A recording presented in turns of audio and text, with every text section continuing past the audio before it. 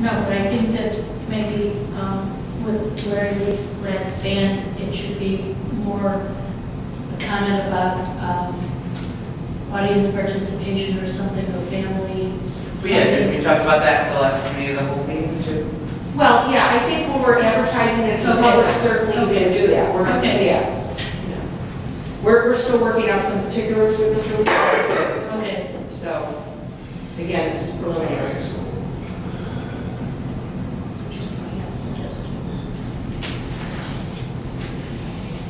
This is all I have. Any other comments?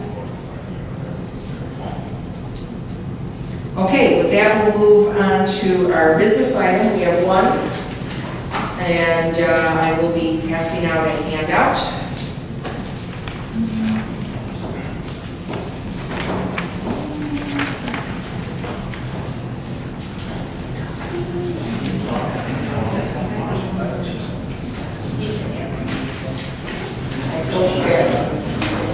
Is it?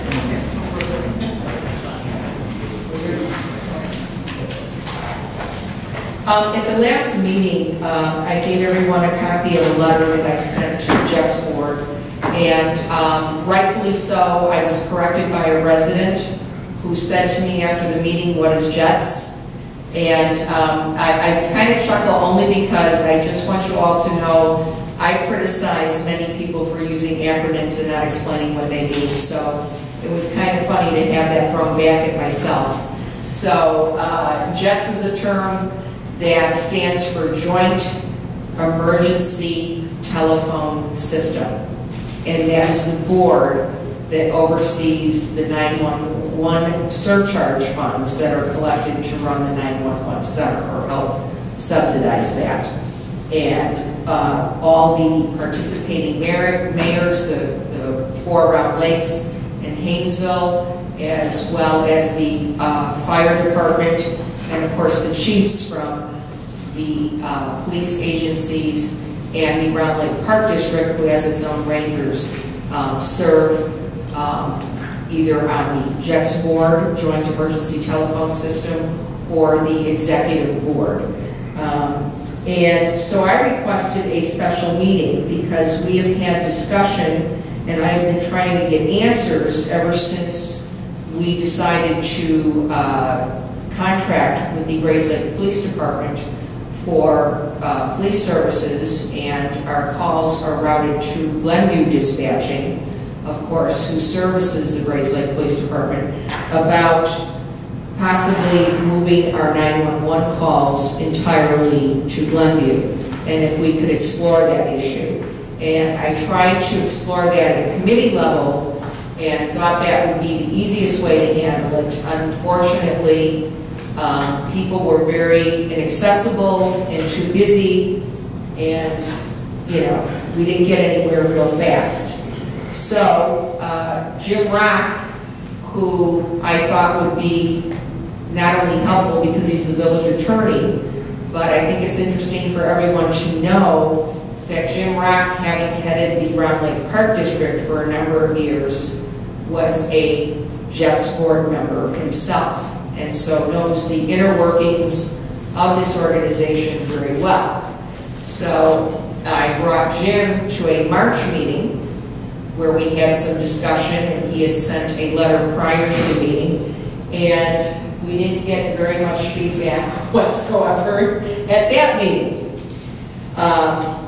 And so we have been going back and forth, and I finally decided, and Jim agreed it was a good idea, to simply request a special meeting of the board. A special meeting is where you discuss one topic and one topic only. And this is the reply that I received finally on Friday after a week and a half of waiting from the Jets Board. And I'm going to let Jim Rock take over from here, I think. One of the things, the request that we had is for the board to consider a special meeting so we could discuss the concept of an intergovernmental agreement that would allow for calls, 911 calls on board to Hainesville to be rerouted to Glenview, because about 85%, at least 85% of the calls that come in for 911 are police calls, and the request was to have a discussion about rerouting the calls so they go directly to Glenview. This is the response we received. A couple things you should know. The board, as a group, voted to, well, let's see what they put. By official motion, decided that call routing to Glenview is not appropriate or in the best interest of CENTCOM or the fire EMS agencies that protect Hainesville, and they denied the request for a special meeting. This information, this letter just came at the end of last week. Mayor Soto forwarded it to the folks at Glenview and Grays Lake this week, but as you can imagine, with all the storm situations that have developed, we haven't had any additional correspondence or conversations with those folks yet. We want to have those conversations to kind of discuss what our next steps might be, if any. In order for this call routing to be changed, a couple things would have to happen. One is the CENTCOM board would have to agree to it, and the second is we would have to approach the Illinois Commerce Commission to receive authorization to make that change, and then that would require changing the agreement for CENTCOM. So at this point, there's not really a lot of news other than that they denied our request and rejected our request for a special meeting. They've certainly expressed their opinion that it's not something that they want to do at this point, but we think we need to do some additional investigation in terms of what next steps we might take, and also have conversations with the Grays Lake Fire, the Grays Lake Village of Grays Lake and the Village of Glenview. And I just want to add to that, part of looking at this and to bring some real data to this board where we can weigh out, is this worth doing, should it be done, how do you compare the two? We have requested repeatedly from CENTCOM for months now various types of reports that show us response times or delays in transferring calls. To the surprise of even CENTCOM's director, they did not realize that they didn't have the ability to create certain reports. And it took them several months to explain this to Jim Rock and I. Now that being said, I have also asked for reports from Glenview, and we know from touring Glenview that Glenview has much more high-tech equipment. There's things that they can track much easier. They even record all their non-emergency calls. But even data for them has been somewhat slow coming. Part of it is, and that's why we need to meet with Grays Lake, because now, because of this letter, my comment to Grays Lake and Glenview is, now we need to show data that counters what they're saying so we can discuss this. And whether Glenview is not put in the time, because Glenview doesn't really work directly for us, they work for Grays Lake. So it's whether Grays Lake orders that, or what time, what money, and how quickly can they produce these reports or not. So that is the next meeting that Jim Rock and I will be pushing for, and I'm sure that they will gladly come to the table. But in order to proceed on this, we need to have something to counter.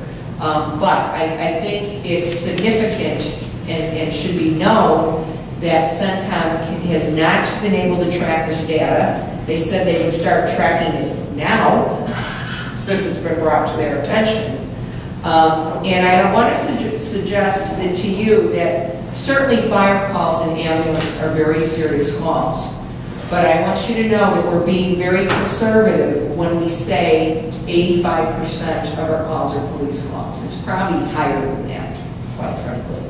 But that's a conservative figure.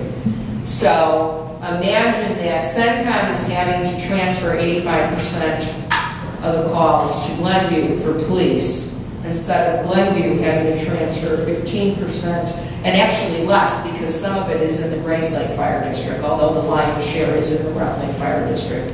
back to CENTCOM. And this is nothing new. There are samples, as we cite one in here, but there's many samples where calls are transferred and it's done successfully in other areas. So we will get that meeting and we will let you know what Grays Lake and Glenview offers. The answers are going to be important for a number of reasons. The most important, public safety is a serious thing. We want to do the right thing. That's what's most important. Money is next. It's secondary. I'm not going to quibble over a few $1,000s when it comes to public safety. But what are we spending our money on and what's the service that we're getting? So those are the kind of things we'll have to look at. I had to make 2 calls to the 911 number. Was it 911 or non-emergency? 911. 911, okay. In the last week. And when they answer, they ask, what is your emergency? Mm-hmm. So then you start to explain what it is, and you get through this whole thing about what it is, and then they transfer you. It seems to me that they should ask, instead of what's your emergency, is it fire or police? And before you have to give them the whole song and dance, they transfer you, so you can only have to tell the story once instead of have to go through this whole thing with CENTCOM and then do it all again when Glenview answers. So maybe there's, at least in the interim until they, we get this thing all sorted out, there's some other way that they could answer our calls so that well, you raise a good point, because we have had samples of that. We have had excellent samples of calls being transferred, and we have had some very poor ones and some in between. Some of it depends on which 911 operator you happen to get, although that shouldn't be the case, because in all the cases, these were not newbies. So that is an issue. That is a point that we need to get better explanations on. I understand that not everything's cut and dry. Sometimes they do have to ask a few exploratory questions to determine, is it police? You may think it's police, but is it really police? Is it police and fire? But nothing should take that long. You should not have to go through the ordeal you went through and what I've heard a few people have had to go through. So that is something we definitely have to look at. A couple of questions. Yeah. You're part of this board. Were you at this meeting where it got voted on? Or was this the executive board? Well, no, in my letter that I passed out at the last meeting, you notice I say in the letter that I will not attend that meeting. Okay. And my purpose, quite frankly, was, I have been trying to talk to this board for almost a year about this. I mean, the first 6 months was just asking for data and reports. Then finally, because of no data reports or being told, well, we can't produce it, then I said, well, then we have to just continue on with the subject. I brought Jim Rock to a meeting, who sent a letter prior, who I certainly thought that they would entertain giving some answers, and they did. So my idea was that perhaps, because it is a large board, so many members, and these are people I work with on many levels, and I think that I have, their respect, and most of them enjoy working with me. I felt that maybe they were hesitant to discuss it in front of me in detail. So I thought this would give them an opportunity to speak more freely if I was not there. Right. Now I know we gave them our 365-day letter of intent to withdraw. We met that contractually. Linda or Jim, is it within their purview to decide and pretty much tell us, no, you can't do this? If we have a contractual relationship. Well, we're talking about a couple different things. We gave them notice subsequent to that we would prefer to discuss an intergovernmental agreement about call routing to withdrawing. So we haven't withdrawn at this point. Well, I understand that, but we did give them a year's notice. We gave them that notice. We did, but then before Jim and I went to the March meeting, everyone should have a copy of a letter that Jim wrote saying, coming to the meeting,